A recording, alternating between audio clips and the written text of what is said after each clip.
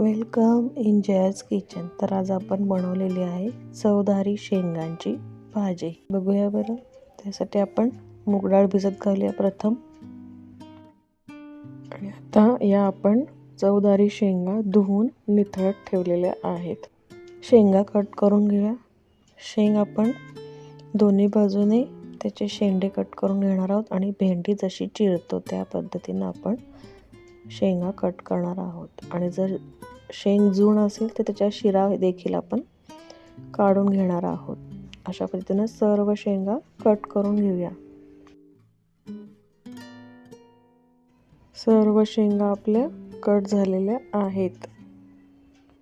एक tomato cut केलेला आहे. 3 मध्यम आकाराचे कांदे कट केलेले आहेत.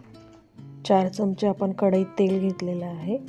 कढईतलं तेल तापले. आता आपण जिरं, मोहरी, कांदा घालून परतून घेऊया.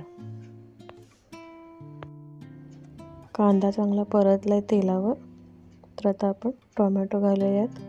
टोमॅटो देखील कमी गॅसवर चांगला भाजून घेऊया.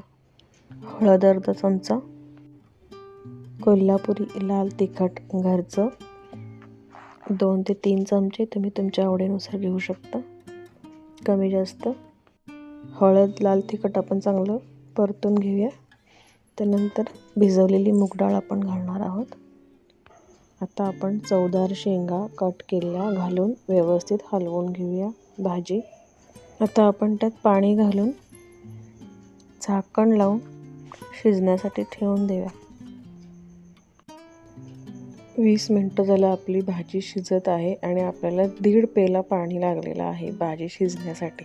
तर बघूया बरं भाजी शिजली आहे का. मुगाची डाळ देखील आपली शिजलेली आहे.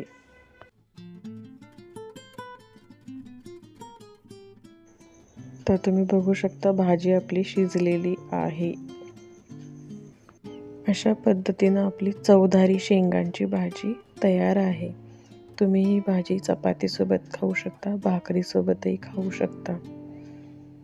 व्हिडिओला नक्की लाईक करा, कमेंट करा, शेअर करा, सबस्क्राईब करा. खूप खूप खूप धन्यवाद.